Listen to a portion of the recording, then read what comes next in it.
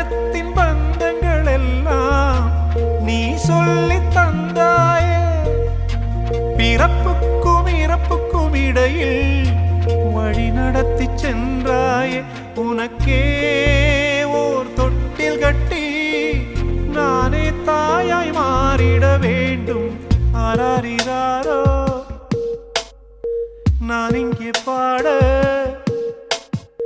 தாயே நீ கண்ணுறங்கு என்னோட மடி சாய்ந்து.